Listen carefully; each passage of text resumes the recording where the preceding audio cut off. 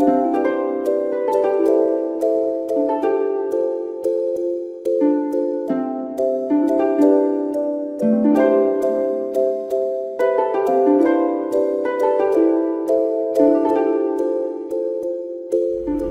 pagi saudara-saudaraku yang dikasihi Tuhan Yesus Kristus. Senang berjumpa dengan saudara-saudara. Perjumpaan di dalam firman Tuhan. Firman yang mengubahkan hidup kita sehingga kita tetap hidup di dalam kebahagiaan. Saudara-saudara, tentu banyak pergumulan, suka dan duka kita lewati. Selama kita menjalani di dalam kuasa Tuhan, kita tidak luput dari kebahagiaan pun di dalam duka cita. Saudara-saudaraku, inilah firman Tuhan yang akan kita dengarkan pada hari ini. Shalom, saudara-saudari yang terkasih di dalam Kristus Yesus. Sebelum kita mendengarkan firman Tuhan, untuk kita renungkan hari ini, marilah kita bersatu dalam doa. Kita berdoa.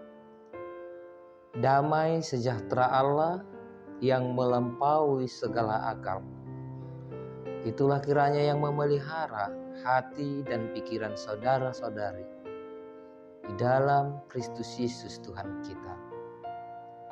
Amin.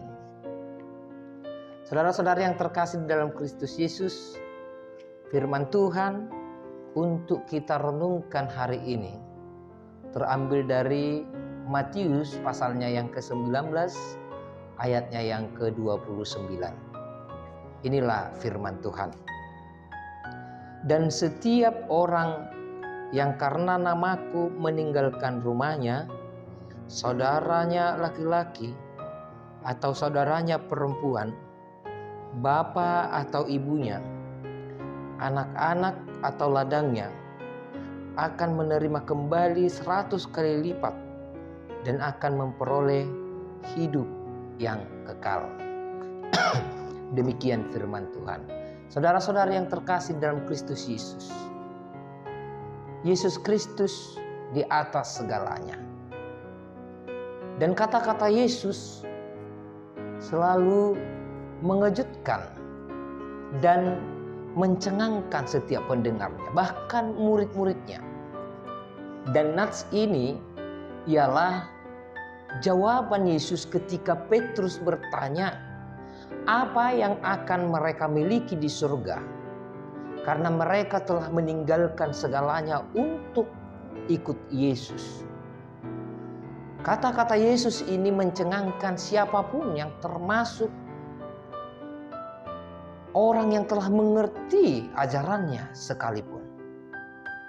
Saudaraku yang terkasih, Yesus mengatakan bahwa bila dunia baru datang kelak, di mana Yesus akan menduduki tahtanya untuk menghakimi dunia, maka setiap murid akan menduduki tahta dan melayaninya sebagai hakim atas 12 suku Israel.